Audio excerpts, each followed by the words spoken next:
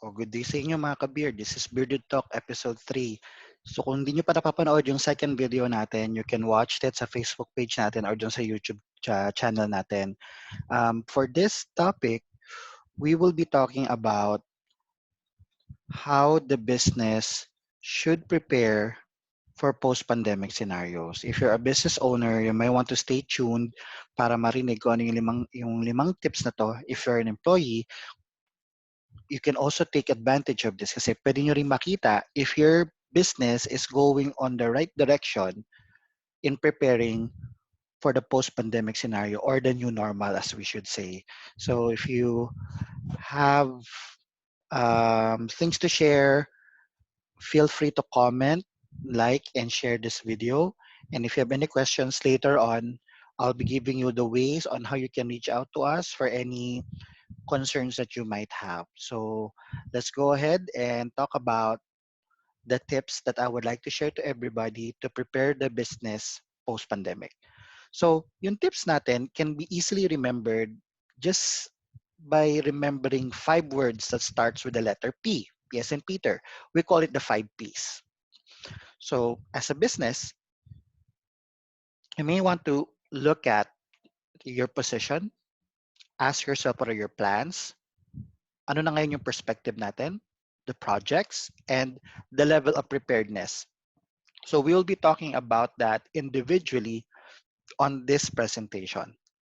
Okay, again, there are 5 Ps, and we call it the 5P strategy that I would like to share with you today to prepare your business post-pandemic. So we will be discussing them one by one. And the very first thing that I would like to discuss is the position. As the business, if you are the business owner, you may want to ask these questions. Who are you in the market? Are you the top one? Are you a competitor? Uh, do you still have competitors on your industry? So you might want to ask yourself, who are you? What role do you play? Who are your competitors? And having competitors is actually good. Why? Because it means to say na meron pa kayong industry or there is a demand for it. Because if you are seeing that there's no competitor during or after post-pandemic scenario, so you may want to look at your business model. And last but certainly not the least is, where are you headed? So you may want to ask your business, or if you are the business owner, what is my direction after this? Would there be some changes that I need to do? Would I still continue with the same ways that I have that is still working for my company? Is my goal, is my mission still the same after this pandemic? That is a very good start preparing your business post pandemic because you want to see a clear goal that you might want to share to your employees or to the business itself. Because without that goal, the business will be lost. That is the reality of it. The business will be lost. Without a clear direction that we are heading to, your business will be lost and you might be exhausting a lot of resources that is really key right now to some things that you should not be doing to begin with. So this is very important, knowing where your position is currently and what is your position that you want to achieve moving forward, because that would be your guide. That is the very first strategy. Position, knowing your position now and what is your desired position after this pandemic. The next would be the plan. Now you know what is your position currently and what position you would like to achieve after this pandemic. Then you start planning.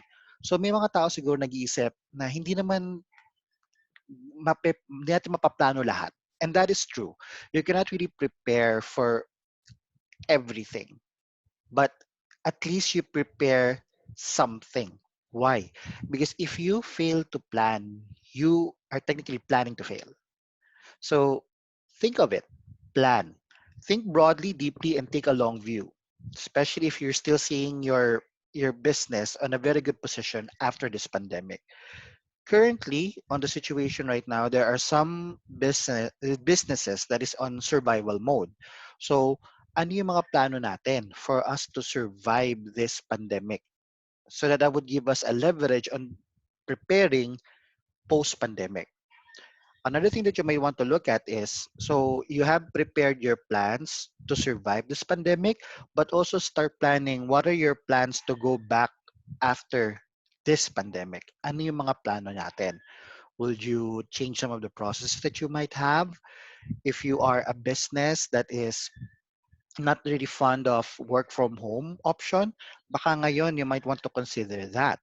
So, because it's right now, we have to think really of innovation because we are forced to do so. This pandemic has a lot of things that made us do that we're uncomfortable of before the pandemic, pero ngayon we just need to do it. So plan that. Plan on that one as well.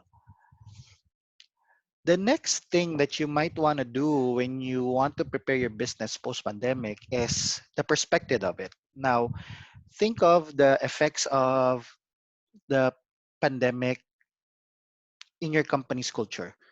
So, how you do business. What will be your identity after this pandemic? Will it change? Another thing that you might want to look at is how does it impact your employees? Because this pandemic has caused us to work remotely, and there are some people who are okay with that, but there are some people who is not really a fan of that because as humans we are social beings. That is why they corrected the term social distancing to physical distancing because we are we are human beings that needs to socialize. So how will this impact your employees? Do you check on people that is working on your office? Do you also check on people who is working remotely because they are equally important? How will this impact your employees? Another thing is, how will your customers look at your business after or during this pandemic? Because what you do during this pandemic will definitely affect you in the long run. I'm actually thinking that since I'm also doing recruitment for our company, is that there are some people who might be applying to the companies that they would like to work for, and there is a question that these people would be throwing at you as a recruiter, asking something like, how did you manage this pandemic? And that is actually one of the things uh, that I will be preparing to answer. Why? Because this pandemic has caused a lot of cultural changes, and there are some people who will be looking at definitely job stability. There's a lot of people now who lost their jobs. So these questions or this question would actually pop up, and I'm already anticipating that, especially when we start looking for talents. Those talents will be looking at and they will research on it. How did this company handle the pandemic? And their perspective of this company can actually change because of that research and because of that question. So think about that. Also prepare how people will perceive your business after and during this pandemic. Another thing that you might want to look at, which is the fourth P, will be projects. Because after the plan has been organized, that we need to do this, we need to do that. So what you have to launch projects to help you get into the position that you are eyeing for after this pandemic. So you may want to look at projects um, na pause, projects that you would need to run, and projects that needs to be coordinated.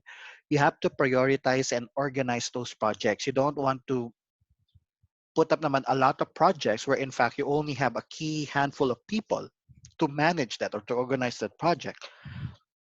Another thing is this: if you have a lot of projects that is paused because of the pandemic, beware of starting new ones. Why? Especially if there are projects that needs to be done after the pandemic and you started projects again and you're going to rely on the same resource, you might be overworking that resource, hence burnout. At the same time, it might be affecting the project in the long run. So when you are a project manager, you might want to look at how you allocate your resources. Because if you're going to rely on the same resource over and over again, there's a lot of things that might be affecting the project, the quality of the project manager itself, or the project implementer or organizer itself. The quality of that project might actually suffer because you are relying too much on that resource to complete the project. So think of it, plan, and also take a look at how would you maximize the resource that you currently have. If you need to get new resource or reactivate new resource, think about that as well. Last and certainly not the least is the level of preparedness. Now, how prepared is your staff in accomplishing the projects? Are they well trained? Do they have the necessary skill set? Remember that the preparedness of the organization is different depending on the levels that you're going to gauge. Individually, are they prepared? Do they have the skill set? For the team, do they have this cohesiveness to run the project? And on top of that, is your organization even prepared to take on the task? Another thing is, you still have the resources available. There's a lot of resources now that we are exhausting. So you might want to look at the current pool of resource that you currently have. Tap on those resources, and at the same time, take a look at how you manage those resources. Because without the resource, projects, your plans might actually suffer. So think about that. The preparedness level of each individual employee in your organization really matters, and that actually takes a toll on your organizational level preparedness. Take a look at that. So if you don't have any questions, or if you have questions rather, you can reach us out on Bearded Talk. So go to our Facebook page and you can send us a message there. You can also take a look at our Bearded Talk channel on YouTube.